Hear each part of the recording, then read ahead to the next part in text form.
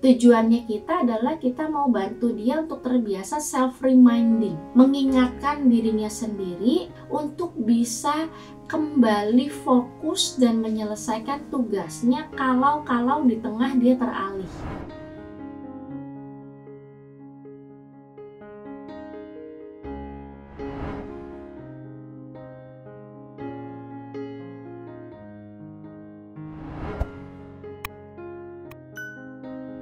Alat bantu visual berupa checklist atau to-do list yang bisa anak lihat selama belajar itu juga sangat membantu anak ADHD untuk bisa kembali fokus dan menyelesaikan tugasnya kalau di tengah dia teralih. Juga bisa membantu dia fokus menyelesaikan tanpa ada yang terlewat. Jadi ketelitiannya meningkat. Jadi saat di tengah-tengah mengerjakan, misalnya si anak ADHD ini teralih, ya checklist ini akan membuat dia teringat, oh iya, saya harus kembali dan menyelesaikan tugas saya nih. Tadi udah sampai mana ya? Oh, sampai nomor urut 3, sekarang berarti yang keempat. Nah, checklist atau panduan tertulis ini diletakkan harus cukup dekat dan bisa terlihat oleh anak selama anak bekerja ya. Tujuannya kita adalah kita mau bantu dia untuk terbiasa self-reminding, mengingatkan dirinya sendiri lewat alat bantu visual. Dia terbiasa melihat panduan, terbiasa mengingatkan dirinya untuk menyelesaikan tugasnya sesuai panduan checklist atau to-do list tadi. Pada anak-anak yang lebih kecil dan belum lancar untuk baca, checklist atau panduannya ini bisa berupa gambar sederhana, jadi urutan gambar sederhana. Nah, kebiasaan bekerja menggunakan checklist atau pakai petunjuk tertulis ini sangat berguna sebagai panduan bagi anak ADHD. Manfaatnya ini sangat baik sampai mereka dewasa nantinya. Kenapa? Karena anak ADHD kan memang punya masalah dengan keteraturan.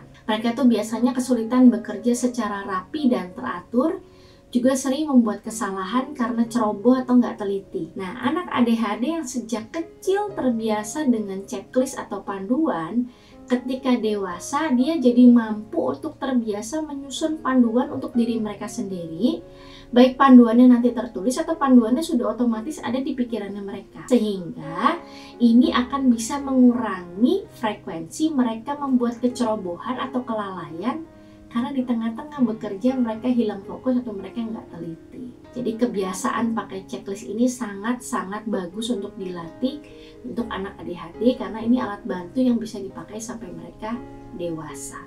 Ya, nah selain checklist, alat bantu lain yang bisa digunakan adalah alat peraga. Misalnya belajar matematika, penjumlahan. Kita gunakan stick-stick yang bisa dipakai, atau tadi mainan mobil-mobilan yang dia suka kita bisa pakai untuk penjumlahan gitu ya. Atau pakai alat bantu berupa gambar-gambar juga bisa, sehingga acara belajarnya itu jadi nggak monoton, menarik gitu ya. Pada anak usia SD ke atas, alat bantu berupa mind map itu biasanya sangat bermanfaat. Jadi ketika anak-anak ADHD terbiasa membuat mind map, ketika guru menerangkan, dia bisa sambil membuat mind map. Jadi saat ada informasi baru, dia tambahkan ke dalam mind map-nya, dia tambahkan ke dalam notes-notes-nya dia gitu ya. Jadi membiasakan punya catatan, baik itu mind map atau catatan rangkuman list-list begitu ya, itu boleh dilakukan untuk anak usia mulai SD ke atas, sudah mulai diajari ya. Stabilo, pulpen berwarna yang dipakai untuk menggaris bawahi informasi penting itu boleh dipakai untuk bantu anak ADHD fokus sama informasi yang memang penting untuk diingat atau dibaca oleh dia. Nah, mungkin ada pertanyaan dari Bapak Ibu, alat bantu yang mana? Tadi disebutkan ada beberapa ya. Yang mana yang paling efektif untuk seorang anak ADHD? Nah, tidak ada jawaban pasti bahwa yang ini yang paling efektif, tidak ya. Karena apa?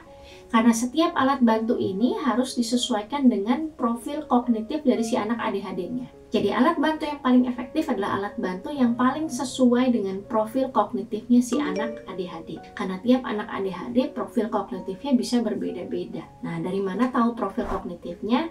Biasanya diketahui dari hasil pemeriksaan kognitif oleh psikolog. Jangan lupa untuk ikuti terus sosial media Tanam Benih untuk mendapatkan informasi seputar parenting lainnya.